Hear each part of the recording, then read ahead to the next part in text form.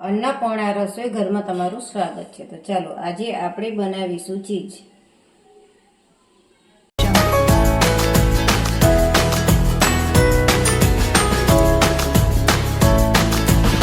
માટે આપણે દૂધ લઈ લીધું છે। દૂધ આપણે ફૂલ ફેટ લીધું છે। આપણે 1.5 લીટર દૂધ લીધું છે અને દૂધ ગરમ કરેલું કે મલાઈ કાઢેલું નથી લેવાનું। દૂધ જે આપણે તાજું આવે એ દૂધ લેવાનું છે। હવે આપણે આને દૂધ ગરમ કરીશું પણ કેટલું આપણે આંગળીથી ટચ કરીએ કેટલું જ કરવાનું છે। તો એની માટે આપણે દૂધ ગરમ થઈ ગયું છે। દૂધ આ રીતે આંગળી આપણે અંદર નાખી શકીએ એટલું જ ગરમ કરવાનું છે અને વધારે દૂધ ગરમ ના કરતા। જો વધારે દૂધ કરશો તો પનીર બની જશે। આપણે ચીઝ બનાવવાનું છે તો હવે આપણે વિનેગર નાખશું। વિનેગર આપણે 7 ચમચી લીધું છે।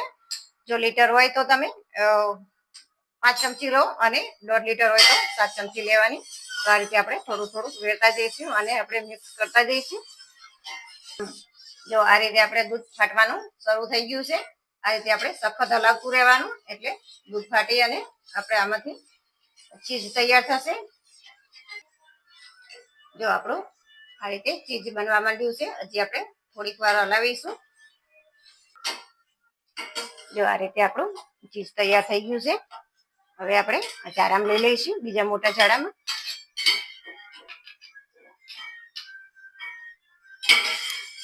આ રીતે આપણે બધું કાઢી લઈશું। લગભગ બધું આવી ગયું છે એક જ વારમાં। આનું બધું આપણે અંદરથી જે એક્સ્ટ્રા દૂધ હોય એ બધું નિતારી દઈશું આ રીતે। જો આ રીતે આપણે બધું પાણી નિતારી દીધું છે અને સરસ જો આનો શેપ પણ આવી ગયો છે। ચલો હવે જે આપણે પાણી વધ્યું છે એ જ પાણીમાં આપણે 1 ચમચી મીઠું નાખીશું અને આને સારું એવું મીઠાના અંદર ઓગાળી દઈશું।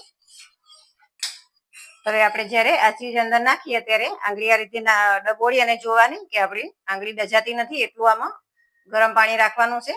હવે આપણે જે આ ચીઝ બનાવેલું છે એ આની અંદર નાખી દઈશું અને 3 મિનિટ આની અંદર રહેવા દઈશું આમનામ, પછી આપણે કાઢીશું।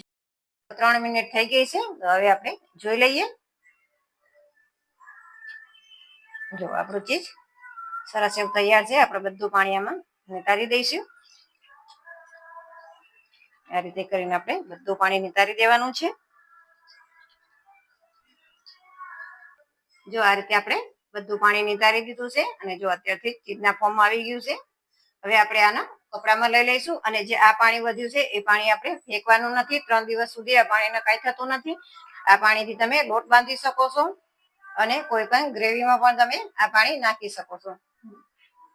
તો આપણે આ રીતે કપડામાં રાખી દઈશું। આના આ રીતે શેપ આપી દઈશું સરસ એવું।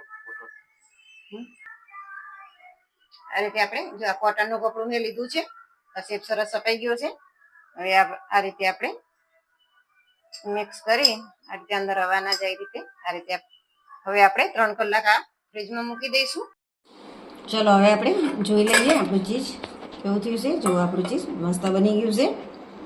જો એકદમ લચીલું અને સરસ થયું છે આપણું ચીઝ। વચ્ચેથી કટિંગ કરીને તમને બતાવશું હું। જો આ રીતે કટિંગ કરીએ છીએ એટલે આસાનીથી કટિંગ પણ સરસ થઈ જાય છે। જો બહારના જેવું જ આપણું ચીઝ મસ્ત બન્યું છે। ચલો આપણે પીઝો તૈયાર કર્યો છે એની પર આપણે આ ચીઝ છીણી દઈશું। આ રીતે સરસ એવું આપણું ચીઝ છીણાય છે। આ રીતે ઘરે બનાવો, ઘરનું બહુ સરસ મજા આવે અને બહારથી લાવો તો ક્યારનું હોય ક્યારનું નહીં ખબર પડે આપણને। અને આ રીતે તાજું ચીઝ પણ આપણને ખાવા મળે છે અને આની કંઈ વધારે મહેનત નથી। અને આ ચીઝ મેં ફ્રીઝરમાં નહોતું મૂક્યું, ફ્રીજમાં જ તે મૂક્યું હતું। ચલો આ રીતે આપણે ભાખરી પીઝા પર ચીઝ બધું ખમણી અને નાખી દીધું છે। આ રીતે તમારે ભાખરી પીઝાનો વિડીયો જોવો હોય તો એ પણ આપણે બનાવેલો છે તો તમે જોઈ શકો છો। ચલો આપણો ભાખરી પીઝો તૈયાર છે જો, અને ચીઝ પણ બહુ સરસ મેલ્ટ થઈ ગયું છે અને સરસ આપણો ભાખરી પીઝો બન્યો છે। તો તમને આ રેસીપી વિડીયો ગમ્યો હોય તો લાઈક કરો, શેર કરો અને સબસ્ક્રાઈબ કરવાનું ભૂલતા નહીં।